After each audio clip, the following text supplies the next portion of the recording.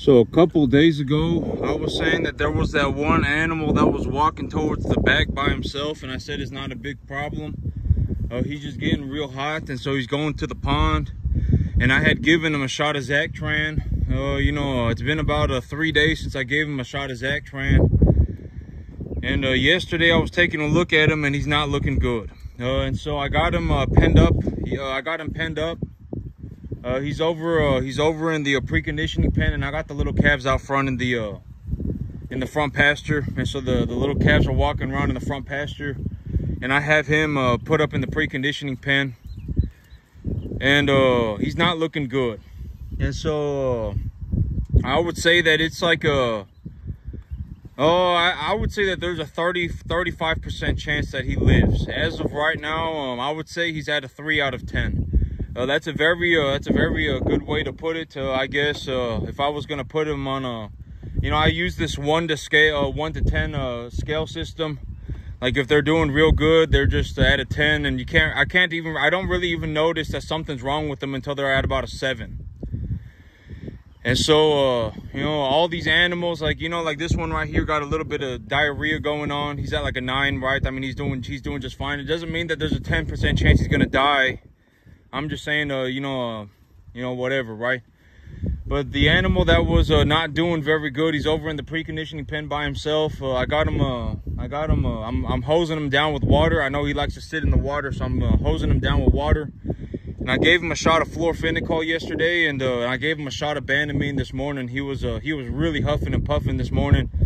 He was salivating pretty severely, and so I gave him a shot of Banamine. That salivation, if these animals are having lung problems, that salivation, from my understanding, a big reason for it is because they're having a severe inflammation. And so I gave him a shot of Banamine to help with the inflammation. But I've said this, I've said this a lot. I've said this, probably 1,000 times already, and I'm gonna say it every single time. The answer doesn't change. But when I have an animal die, I'm not worried about the money, right? I'm not, like, when I have an animal that is sick, I'm not worried about the money. Like if I talk to you about the cattle business, if I talk to anybody about the cattle business, and I say an animal's dying, and the thing that you're worried about is money, I will think you are a tard. Like, are you genuinely, like, are you handicapped? Why are you worried about the money?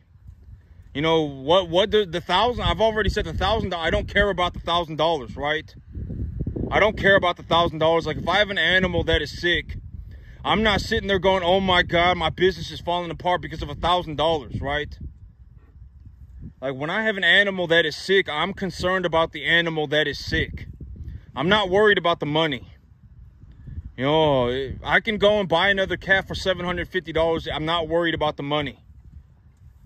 Right? I'm not worried about the money. As of right now, I am the thing that I am, keeping myself, the thing that I'm looking at is I am looking to keep the animal healthy, right? That's the big thing. I'm looking to make sure, I'm looking to see whatever I can do to get the animal healthy again. I'm gonna do it, right? And so I got the animal in the preconditioning pen by himself. I got I hosed him down with some water, and I let the other calves out front. And so the little calves are walking around on the front pasture, and he's over there by himself in the preconditioning pen.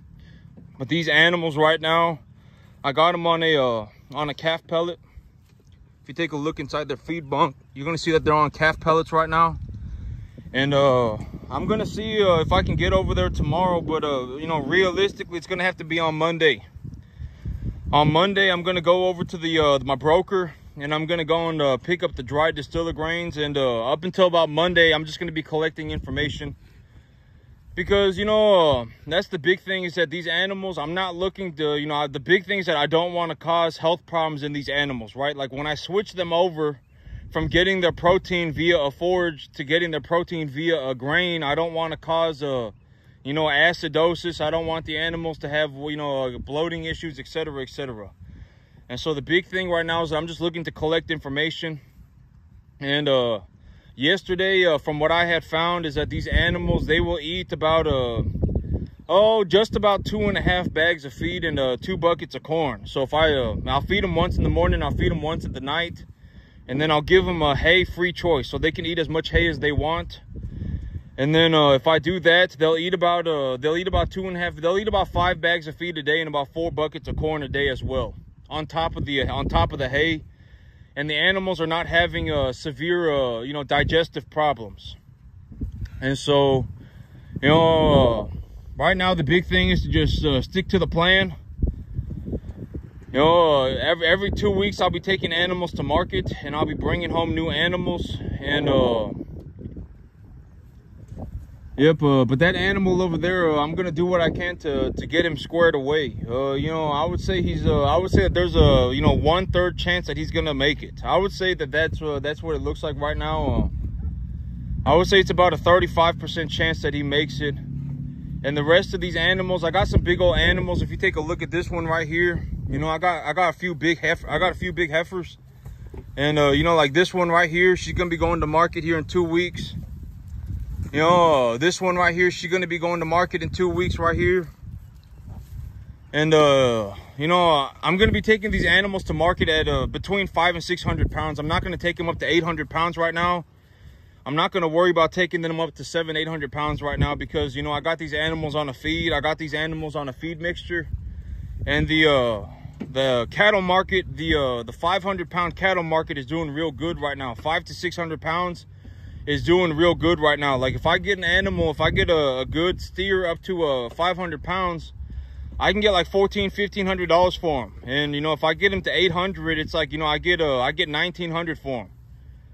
You know, if I get him up to 800, I get 1,800-1,900 for him. But if I sell him at 500, I get 1,500 for him. And so I was like, you know what, the $350. You know, it's nice to make an extra $350 an animal, but right now with everything how it is going right now, it's just you know, I believe that it is in my best interest to just take these animals up to 500, 600. And so you know, here in 2 weeks I'll be taking these animals to market. I'll take my 4 biggest animals to market, and then I'll come home. Well, you know, I'm going to see if he makes it. If he makes it, then I'll come home with 4 animals. If he doesn't make it, I'll come home with 5 animals. And so far this month, the money, you know, and this is also, I was going to say this, and why, you know, maybe when I say it right now, it will make more sense to why do I think this way, and why do I make my plans this way, and, you know, why do I, do this, right? Why do I do this, right? And I've always said that when you're making a budget and you're looking at the numbers, you need to make sure the numbers work, and you should also lowball yourself, right? That's what I say. That's what I do with my budget all the time. I double check the numbers. I make sure that, you know, I have a good understanding of why the numbers are the numbers, right? I am making the numbers this way because of this reason, and the reason is objectively correct. I'm not just walking around in la la land, right? I'm not going, oh my God, it's time to go on a magical adventure. Right? It's time to go on a mystical, magical adventure. I'm not doing that, right? I'm sitting there, I'm taking a look at the numbers, making sure the numbers work, making sure the numbers are objectively correct. And when it comes to making sure that numbers are objectively correct, a very good way to do this is to just collect data on the numbers that you have right now. And so when you take an animal to market and you get a certain amount of money for the animal, you know, make sure, you know, you collect that information. You know, you store that data. You know, you collect that. You know, I got all my sale barn sheets on a clipboard, right? I put all my cattle tickets on the clipboard, and so it's like, you know, I remember exactly. You know, not exactly. I remember about how much I got per animal, right? I remember how much I paid per animal, and if I really want to double check everything, I can go back on that clipboard and just go flipping through it and take a look at it. How much did I pay per animals? You know, how much did I pay per animal? If I want to go on the feeder cattle market and take a look at what the feeder cattle price was then too, I can do that or whatever. But, you know, me, I go to the sale barn every 2 weeks, and so I get to see a lot of animals get auctioned. And so, you know, the price of the animals, you know, I get to see them every 2 weeks. And so, you know, you know, collecting data on the past is also a very realistic way to, you know, predict your outcome for the future. It's like, you know, I took this type of animal to market and I made this much money. I took a 900-pound, you know, number 1 to 1.5 type red steer to market, 900 pounds, and I brought home $2,000, right? I brought home $2,000. I took a 800 pound steer to market, and I brought home 1850. You know, I brought home 1800. And then when I took a 500 pound steer to market, when I took a 550 pound steer to market, I came home with 1500. And so it's like, when you start to see that, then, you know, you can anticipate the future as well to a certain degree, right? You don't have to be 100% accurate, but I mean, if you're off the ball by 7% or so, it doesn't matter. You know, as long as you have a reasonable idea for why your estimates are the estimates and your reason is objectively correct, then it does not really matter. If you're off by 7%, it doesn't matter, right? Oh, you know, this animal, when I take a look at this animal, I would say that this animal is about 675. You know, here in about 2 weeks, she'll probably be about 700. And when I take these 4 animals to market, I think that they're going to average 675 on the 4 of them. You know, a body conditioning score of 6. I'll probably come home with about $1,400 an animal, right? Something like that. As long as you have an understanding, you're not sitting there going, oh my God, I have no idea what I'm gonna make. I have zero idea. I can make $500. I can make whatever. I can make $2,000. I mean, you should have an idea of what you're gonna make. And if you realistically want to develop an idea of how much money you're gonna make, you know, the way that I did it was that I just collected information from my past. So it's like, you know, I took animals to market. How much money did I make on them? What kind of animals did I take to market? You know, how much did they weigh? Where is the feeder cattle market right now? Right? And if you want to know, you know, and it's like, when you take a look at me and you go, oh my God, I'm able to predict these things very accurately. You know, when I look at something, I'm very accurate about what I'm talking about, right? I'm very accurate about what I'm talking about. And it's like, why is that happening? And it's mostly because of the information that I've collected in the past. And so, you know, it's information that I've collected from the past, and then, you know, I've just kept it on record. And then as I go into the future, and it's like, you know, it's like I take animals to market every 2 weeks, right? It's not like I'm going to the market once every 2 years. I get to see, you know, and when I'm at the market, I see a lot of animals get auctioned. And almost all the animals are always going to sell at a certain range. And so here on Monday, I'll go and get the distiller grains. Probably it's going to be on Monday. And this week, the whole next week, I got a 50% chance of it raining every single day, which is, I guess, well, I mean, I'll take it. You know, it's not really going to do anything, you know, but I'm going to put the fertilizer that I had on my trailer, I'm going to go ahead and throw it on my field. And you know, if you take a look at these animals, they're good to go. You know, I got a good black white faced steer in here. That's him right there. You know, I would say he's probably you know, like when they're this size, that's about when I want to take them to market.